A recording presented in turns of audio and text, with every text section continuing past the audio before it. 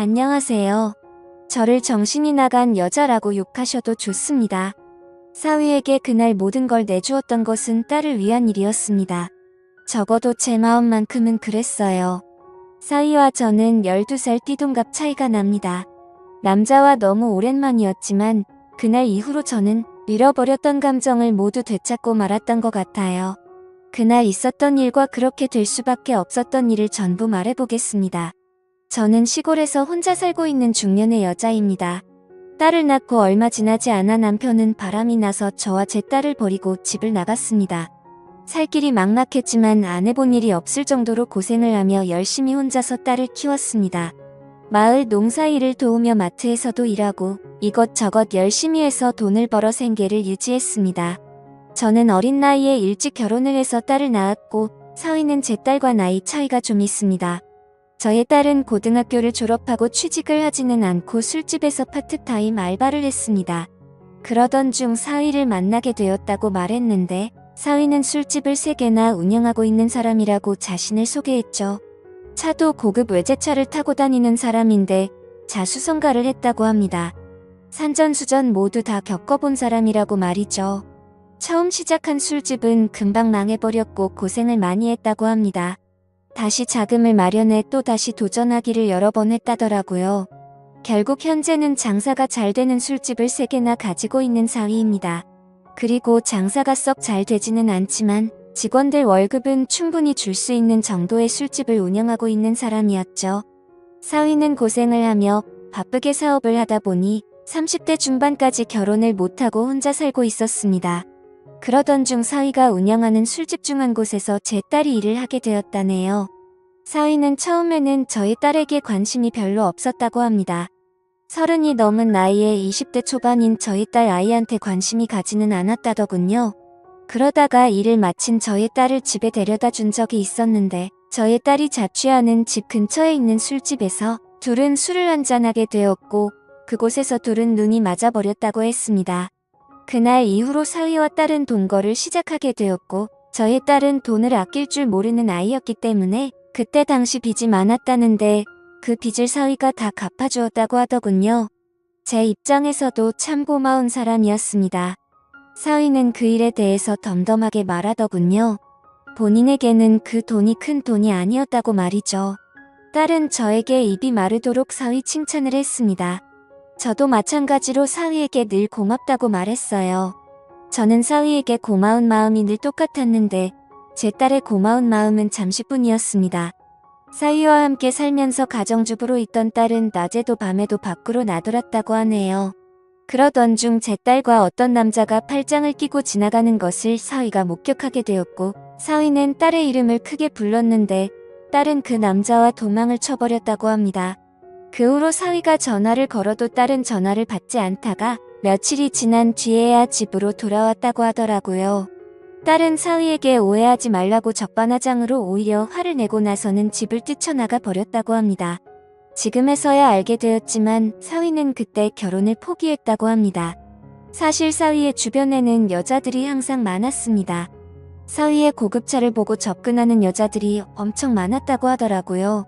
하지만 사위는 한눈을 팔지 않았고 저희 딸을 진심으로 사랑했기에 제 딸이 집을 나가고 나서 너무나도 힘들었대요. 사위는 저에게 예의를 다하기 위해 저를 찾아왔습니다.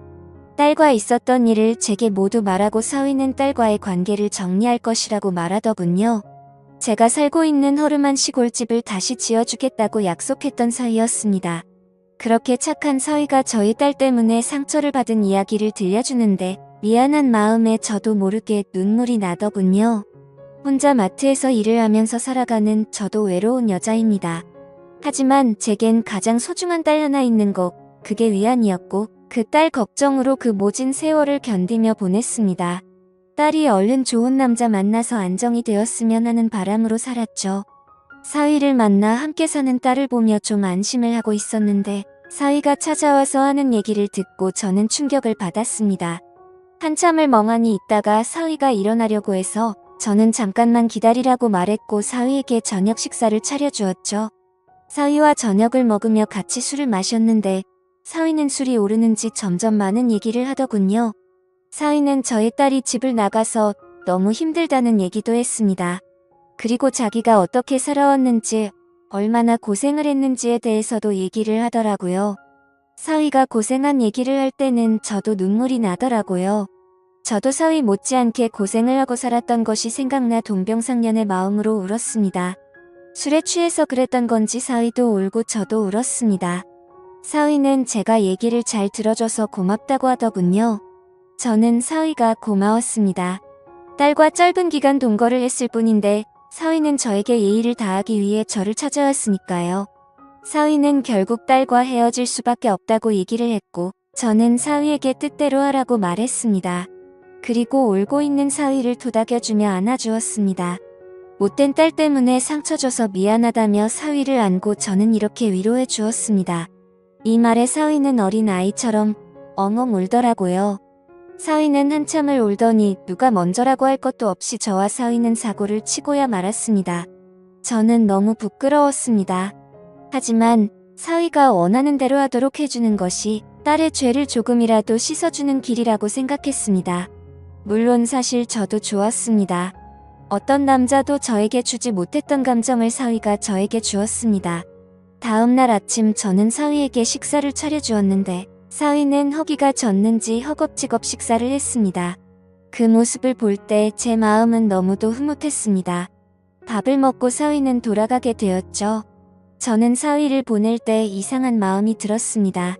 딸을 걱정하고 사위에게 미안한 것이 아니라 사위가 가는 것이 아쉬웠습니다. 저 갈게요. 이렇게 말하는 사위에게 저도 모르게 언제 또 올 건지 이렇게 물어봤고 저도 모르게 나온 이 말에 깜짝 놀랐습니다. 사위는 대답을 하지 않고 그대로 갔습니다. 사위는 그날 집으로 돌아가서 딸의 짐을 모두 밖에 내놓고 딸에게 짐 가져가라고 연락을 했습니다. 딸은 별말 없이 가서 짐을 가지고 갔는데 사위는 그렇게 마음이 아프지 않았다고 합니다. 그날 이후로 사위를 다시 볼 수 없을 거라 생각했습니다. 하지만 사위는 일주일에 3번 정도 저를 찾아왔습니다. 사위가 올 때마다 저는 너무 반가웠고 행복한 시간을 보내게 되었죠. 그렇게 하는 것이 죄를 지은 딸을 대신해서 사위에게 사과하는 것이라고 스스로에게 거짓말을 했습니다. 생각은 그렇게 했지만 사위가 돌아간다며 저희 집을 나설 때면 저는 너무나도 아쉬웠습니다. 얼마 전에 사위가 이런 말을 하더군요. 곧 제가 사는 곳으로 모셔갈게요. 저는 그 말을 듣고 눈물이 났습니다. 저는 사위에게 그런 소리 하지 말라고 했습니다. 딸을 대신해 자네에게 사죄를 한 것일 뿐 다른 욕심은 없다고 말했습니다. 사위는 그냥 그런 줄 알고 계세요. 이렇게 말하는데 저도 모르게 눈웃음을 치게 되더군요. 그리고 며칠 전 사위가 진짜로 트럭을 보냈습니다. 짐을 모두 실어 보내라고 하더군요. 저는 마지못해 저의 짐을 그 트럭에 실어서 보냈습니다. 이래도 되는 것일까 하는 생각이 들지만 어차피 한 번뿐인 인생인데 그냥 흘러가는 대로 살아보려고 합니다. 저는 밖에서 일하고 오는 사위를 위해 집안일을 하고 맛있는 음식을 합니다. 나중에 사위가 저를 필요 없다고 하면 말없이 사위를 떠날 생각으로 말이죠. 그 전까지 저는 그 사람을 위해 아내로서 최선을 다하려고 합니다. 저를 정신 나간 여자라고 욕하셔도 좋습니다.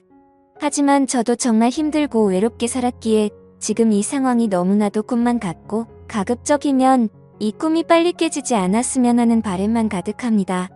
그리고 딸은 그 못된 짓을 하고 난 뒤로 저와 연락을 단절해서 지금은 어떻게 지내고 있는지 잘 모르겠네요. 저도 너무 실망했던 터라 관심도 크게 가지가 않고요. 여러분들은 이 상황을 어떻게 보시나요? 지금까지 제 사연을 들어주셔서 감사드립니다. 모두 한 번뿐인 인생인데 남들 눈치 보지 마시고 행복하게 사시길 바랄게요. 감사합니다.